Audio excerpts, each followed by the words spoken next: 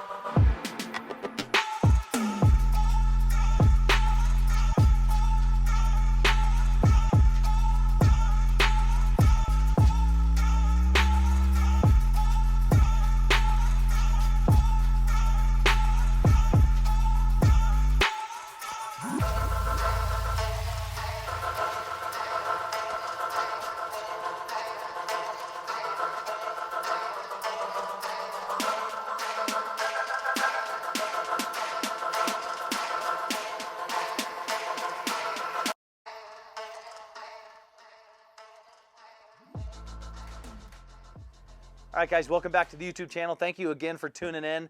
Don't forget to like, subscribe, and comment if you like the videos that we're putting out. It's going to be a forever thing, so we're going to start bringing you the best content that we know how to do. But today, we're talking about the new Hoyt VTM 31. We got this bow yesterday on the day of launch, and it's going to be another really, really good year for Hoyt in both of our locations. It's some stuff that they changed on this bow needed to change, and very subtle changes, but necessary changes. You don't have to come out with a revolutionary bow that has wings every single year. You need to just improve on the platforms that have already been proven. And that's exactly what Hoyt did this year. Starting off with the specs, they're going to be right here. Virtually the same specs as last year, but very sweet axle length on the 31, especially being 31 axle. Little better fits, guys, with a 29.5-inch draw length. Much better than last year's Hoyt Ventum Pro 30, and I really like that. The Whole Shot V2, this new dampening system on the string, they were quiet before, but this is something that we've never seen Hoyt do, and I love it. I can't wait to get this bow outside and actually shoot it and see how quiet it is. But the Whole Shot V2 improved on their string dampening technology over the last couple years, so phenomenal change there.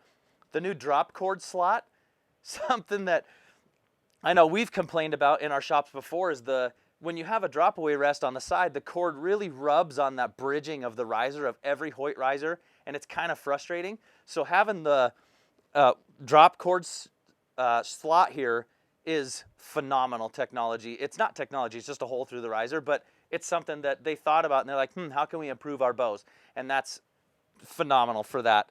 HBX Pro cam still. Great cam, really smooth and buttery. I shot the Ultra, the RX-7 Ultra last year. I'm entertaining this bow this year just to have a little bit shorter one, but that cam is the smoothest they've come out with probably ever, and I've had a lot of Hoyts, so it says something when you get something that really blows your mind like that. Adjustable let-off feature on the cam still on the HBX Pro from 80 to 85 depending on what state you're hunting in, like Montana, or 80% or whatever the manufacturer says on their cam. So it's just a T10 Allen head. You can change your let-off on here. Super nice feature. And their system. So again, you got all the Hoyt stuff on here. So you got their stabilizers, their back bar mount, their rest, a fused Picatinny mount sight, the two-piece quiver, which is only 9 ounces or just under. It's awesome. Once you pair all this stuff together, this system of a bow is 11% quieter than last year's Ventum Pro, which was their quietest bow previous. So when you say bows aren't changing anymore, you're wrong. They're changing for the better. 11% is a ton. So you got to keep that in mind. So what we're going to do now is give you some real world speeds. This bow is set up at, I believe, around 70 pounds. We're going to keep it at 29 inches. We got 3 arrow weights, real world hunting weights, 400 grain. These arrows are 450 grains. And then we have a 492 grain arrow. And we're just going to shoot them and see what we get. And then we'll give you our final thoughts. We'll see you soon. Hey guys, Tanner and Danny here. We're going to get a weight. We're going to scale this bow and we're going to get a draw weight on this thing, and then we're going to shoot it through the chrono. Oh, get this thing on.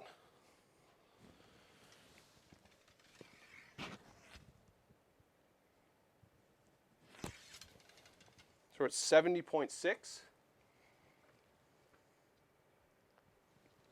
Okay. First arrow he's going to shoot is a gold tip. It's a 300 spine. It's cut pretty short, so it's right at 400 grains. All right, here we go. Man, I like that draw cycle.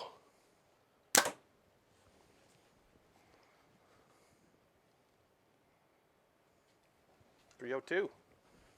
Next arrow, Rip TKO 300. Again, cut fairly short.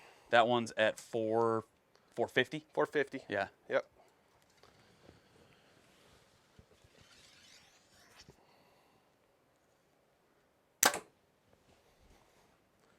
.286. And then the last one, another Rip TKO. This is a 250. That one's coming in at 492. So right at that 500 mark. 492.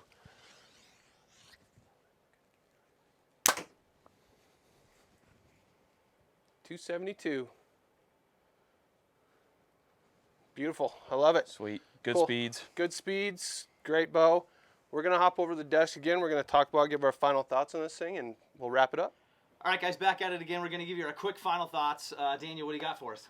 I really like this bow for the axle length. 31's kind of a nice spot that we haven't seen in a little while. Yeah. String angle's really good. I think guys in that 29 to 30 inch mark will fit this bow better than 29 and a 30 inch bow. Last year I felt like the string angle was a bit steep on the 30, and this one doesn't feel that way, which is nice. It's going to fit more guys better. I think so too. Yeah. Thing I like about it, I shot this bow, the 31 and the 34, next to the 30 and 33 from last year, and they are noticeably quieter. Like, you heard it. It was wild. You heard it. So that's my favorite thing. They took the vibration out. They made it quieter. Yeah. Yeah. Absolutely. Subtle changes this year, but my favorite is the drop cord slot for an integrate rest, because that's what I shoot on my Hoyts, and having that non-abrasive, not anything in the way, I think is probably the best feature to me.